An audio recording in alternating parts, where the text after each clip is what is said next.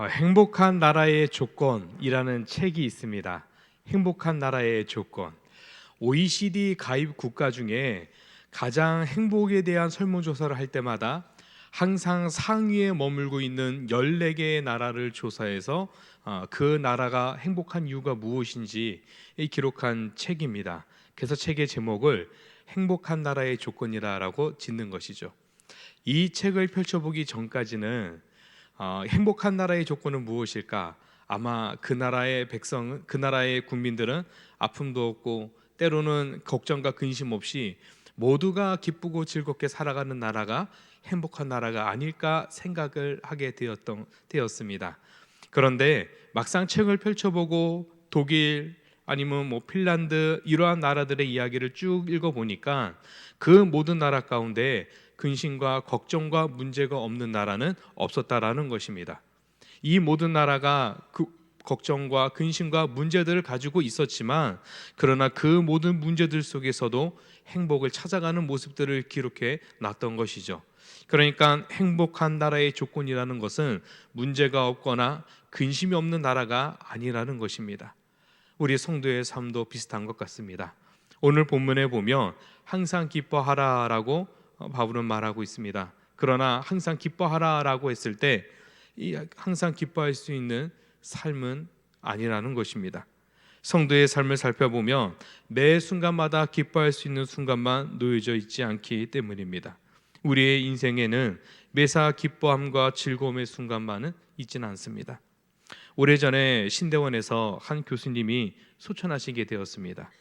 그래서 학교장으로 장례를 치르게 되는데 교수님의 마지막 유언이 무엇이었냐면 슬퍼하지 말고 자신을 발인하게 됐을 때 할렐루야 이 찬양으로 천국 환송 예배를 드려달라라는 것이었습니다.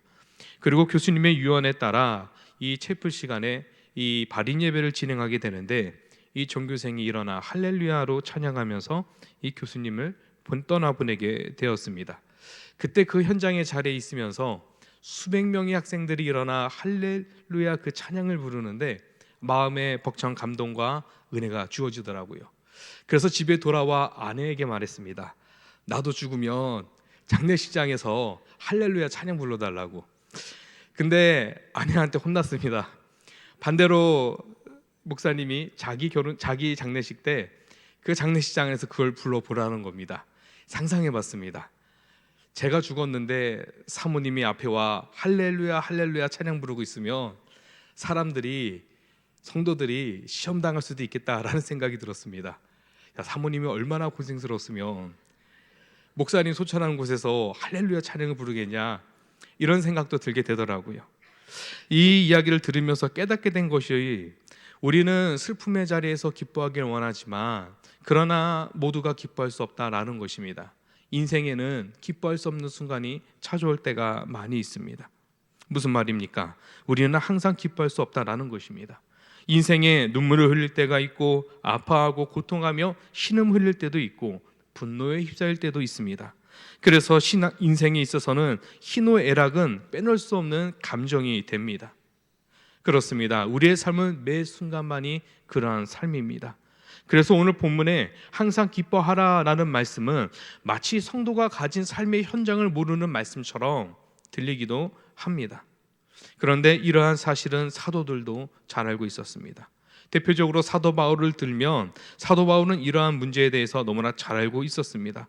바울은 희노애락을 느끼며 기뻐할 수 없는 상황을 충분히 겪고 있었기 때문입니다.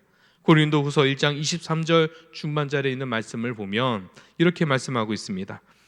내가 수고를 넘치도록 하고 옥에 갇히기도 더 많이 하고 매도 수없이 맞고 여러 번 죽을 뻔 하였으니 유대인들에게 사심에 하나 감한 매를 5번 맞았으며 3번 태장으로 맞고 1번 돌로 맞고 3번 파선하고 일주야를 깊은 바다에서 지냈으며 여러 번 여행하면서 강의 위험과 강도의 위험과 동족의 위험과 이방인의 위험과 시내의 위험과 광야의 위험과 바다의 위험과 거짓 형제 중의 위험을 당하고 또 수고하며 애쓰며 여러 번 자지 못하고 줄이며 목마르고 여러 번 굶주리고 춥고 헐 벗어노라라고 말씀하고 있는 것입니다. 무슨 말입니까? 그도 40에 하나 감한 매를 맞으면서 한 대씩 한 대씩 숫자를 세어가며 맞을 때마다 숙취와 억울함과 때로는 분노와 고통이 있었다라는 것입니다. 또 억울한 누명을 쓰고 감옥에 갇히기도 수차례였습니다. 그곳에 어찌 억울함이 없었다라고 말할 수 있겠습니까? 또 사랑하고 존경하는 사도들이 하나 둘씩 먼저 순교할 때 어찌 사도 바울의 삶도 외롭지 않았다라고 말할 수 있겠냐는 것입니다. 목마르고 굶고 춥고 그 헐벗음에 비참한 눈물의 기도가 없었겠습니까? 그렇기에 바울은 성도의 고통과 슬픔과 아픔을 누구보다 깊이 알고 있었던 사역자였습니다. 스스로도 성도가 항상 기뻐할 수 없다는 사실을 너무나 잘 알고 있는 사역자였습니다. 그러나 바울은 이러한 사실 속에 성도에게 중요한 것을 요청하고 있습니다. 무엇입니까? 그럼에도 불구하고 항상 기뻐해야 한다라는 것입니다. 그렇다면 성도는 어떻게 난망스러운 현실에 기뻐할 수 있는 것일까요? 그 이유는 바로 하나님께서 성도에게 주시는 기쁨이 우리 안에 있기 때문입니다. 이 기쁨은 환경과 감정을 넘어 하나님께서 주시는 유익을 누리게 하는 기쁨인 것입니다. 결국 사도 바울이 항상 기뻐하라는 것은 무슨 뜻입니까? 환경과 사람의 감정에 의하여 성도가 누리는 그 기쁨을 빼앗겨서는 안 된다라는 것입니다. 하나님께서 성도에게 주시는 기쁨은 무엇입니까? 무엇이기에 우리로 하여금 그 기쁨을 누리게 하는 것일까요?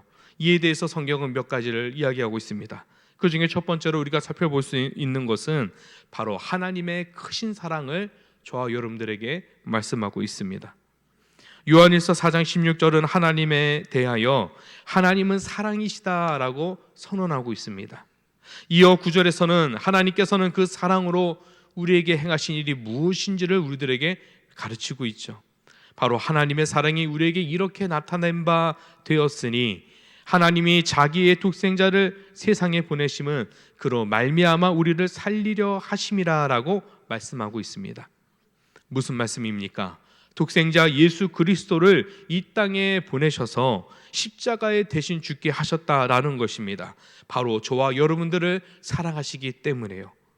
이것이 하나님께서 성도 안에 주시는 기쁨의 소식임을 믿으시기 바랍니다. 두 번째는 예수 그리스도의 은혜입니다. 빌립보서 2장 6절은 이렇게 말씀합니다. 그는 근본 하나님의 본체시나 하나님과 동등됨을 취할 것으로 여기지 아니하시고 오히려 자기를 비워 종의 형체를 가지사 사람들과 같이 되셨고 사람의 모양으로 나타나사 자기를 낮추시고 죽기까지 복종하셨으니 곧 십자가에 죽으심이라. 이러므로 하나님이 그를 지극히 높여 모든 이름 위에 뛰어난 이름을 주사 하늘에 있는 자들과 땅에 있는 자들과 땅 아래에 있는 자들로 모든 무릎을 예수의 이름에 꿇게 하시고 모든 입으로 예수 그리스도를 주라 시인하여 하나님 아버지께 영광을 돌리게 하셨느니라.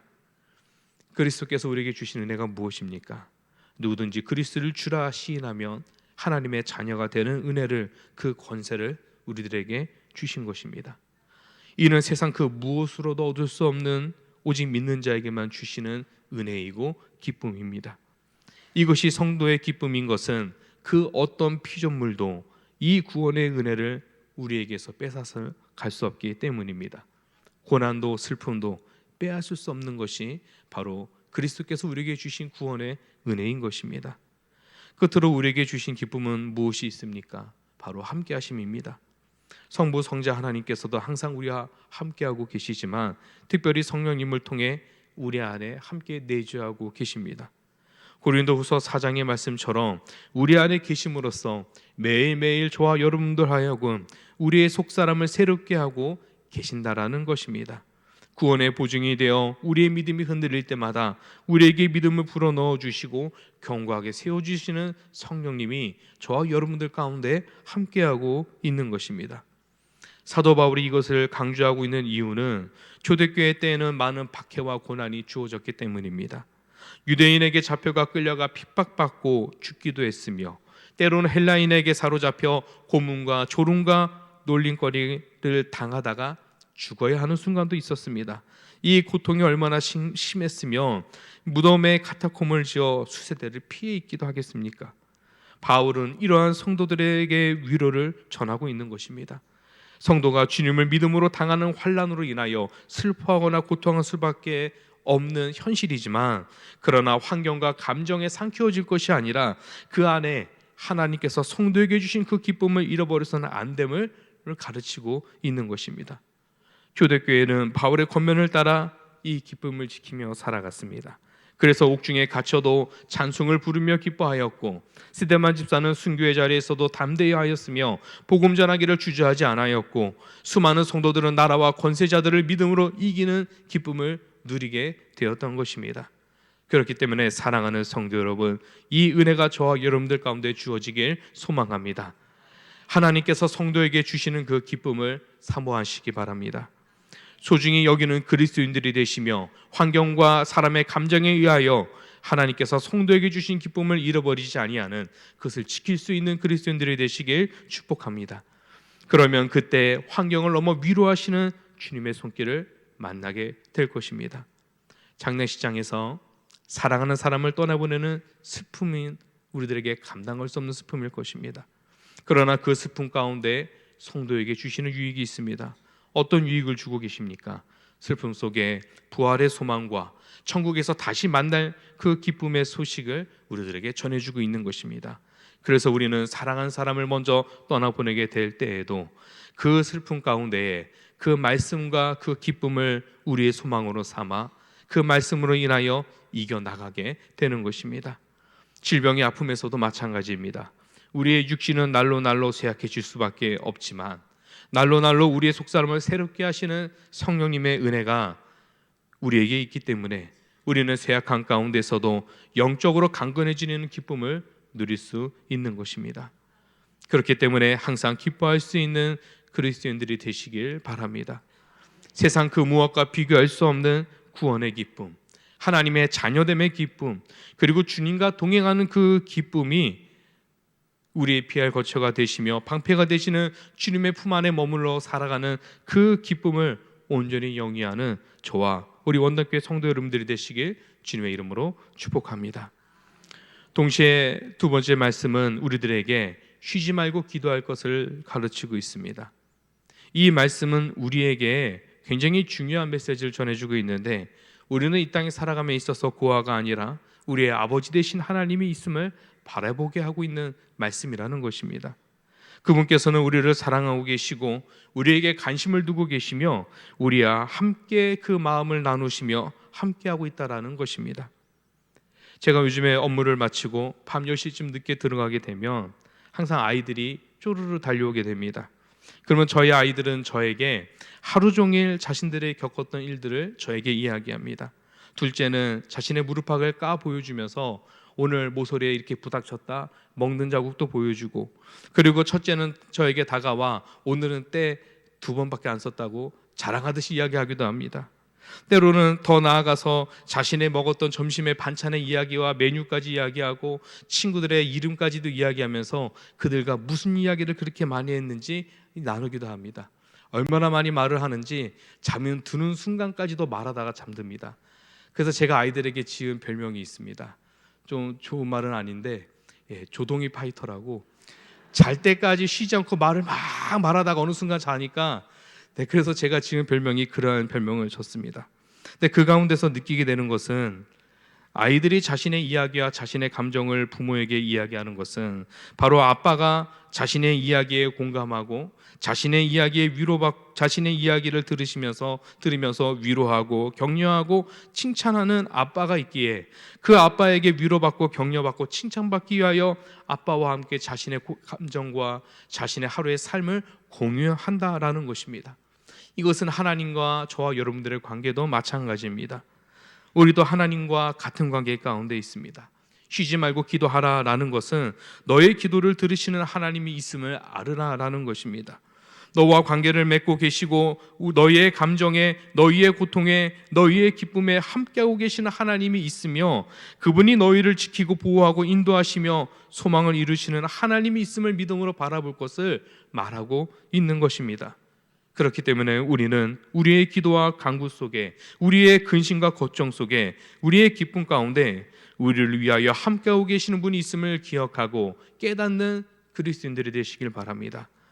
그러하여 항상 하나님 아버지께 나아가 우리의 기쁜 일도, 우리의 슬픈 일도, 우리의 걱정과 근심도 하나님께 고하고 하나님으로부터 위로를 받으며 하나님으로부터 칭찬과 격려를 받으며 도우시는 채우시는 그 하나님의 손길을 경험하는 놀라운 삶의 역사가 저 여러분들의 삶 가운데 주어지길 진심으로 소망합니다. 그때가 되었을 때 우리는 비로소 기도 가운데 우리의 삶에 함께 하시는 하나님을 발견하게 될 것입니다. 끝으로 본문은 우리들에게 감사를 말하고 있습니다.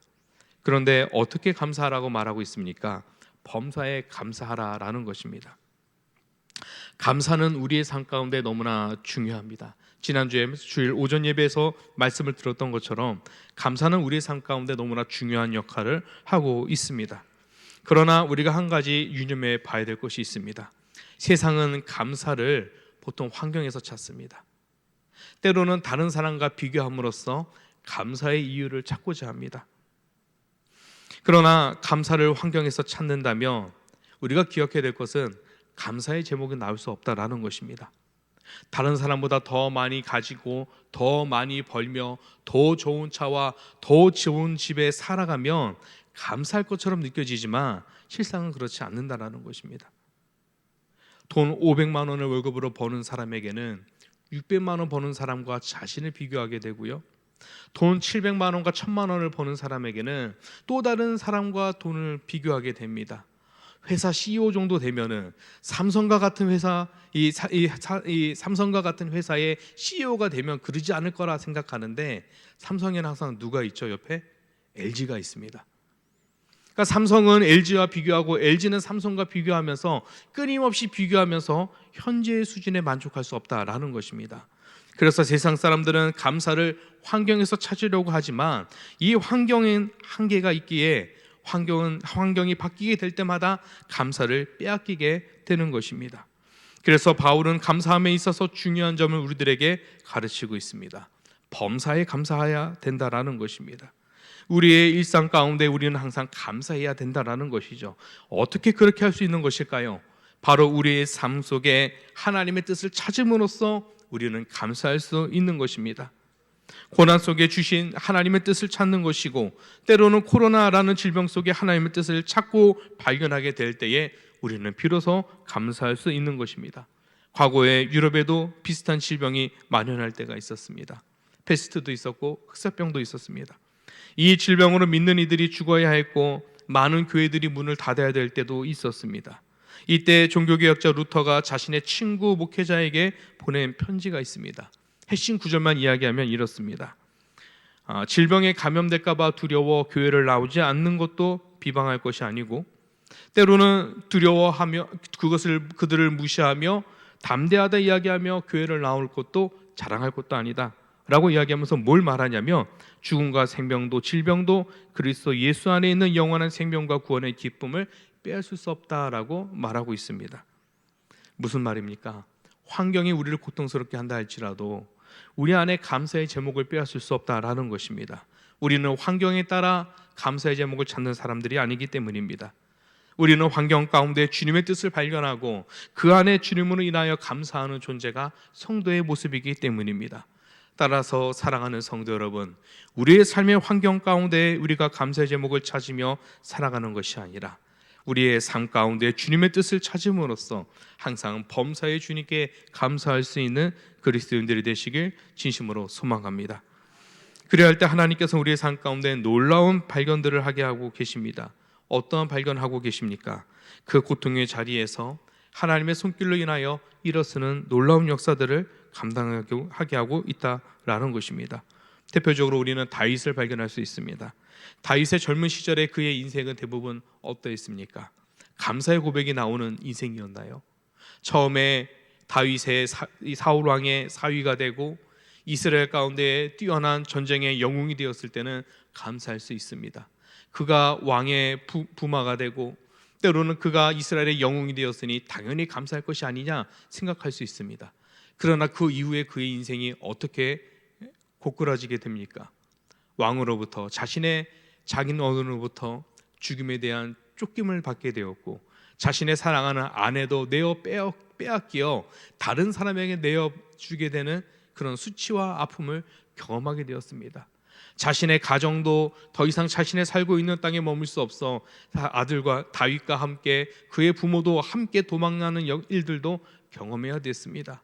또한 성경을 보시면 잘 알겠지만 다윗이 도망가는 과정을 보면 그가 머무는 곳이 점점점 이스라엘의 중심에서 이방 지역으로 벗어나고 있는 모습을 보여주고 있습니다. 무슨 뜻입니까? 다윗이 도망가는 그 모든 과정이 점점점 그의 삶이 더욱 도망갈 수 없는 지경까지 그 끝까지 몰리고 있는 모습을, 극한의 모습을 보여주고 있는 것입니다. 심지어 사울 왕이 잠든 곳, 때로는 다윗이 숨어 있는 곳에 사울 왕이 찾아오는 모습은 다윗의 삶의 지경 아주 가까운 곳까지 사울 왕의 추격이 임박하고 있다는 것을 보여주고 있는 대표적인 장면입니다. 그러나 다윗은 그러한 위기의 순간마다 시편에 무엇을 고백하고 있습니까? 주님이 나와 함께함으로 감사함을 고백하고 있지 않습니까? 그는 모든 순간순간마다 자신을 편안하게 자게 하시고 자신을 일으켜 세우시는 하나님의 손길이 있음을 그는 감사하며 나아가는 것을 우리는 만날 수 있습니다. 우리는 이러한 다윗과 같은 믿음을 가지고 살기를 소망합니다. 우리의 환경이 우리로 하여금 감사할 수 없게 만들 수 있을지 모르겠지만, 그러나 그 가운데서도 주님이 계시기에, 주님만으로 만족하기에, 주님께서 성도에게 주신 기쁨이 있기에 그것을 인하여 매 순간마다 하나님 앞에 감사함으로 나아가는 그 은혜를 누리는 저와 여러분들이 되시길 진심으로 소망합니다. 그러할 때 하나님께서는 저와 여러분들의 삶 가운데 그 감사의 고백이 끊이지 아니하도록 하나님의 손길로 우리의 삶을 채우시고 우리의 삶을 견고하게 인도해 주실 줄 믿습니다. 그 은혜가 저와 여러분들 가운데 주어지길 주의 이름으로 축복합니다.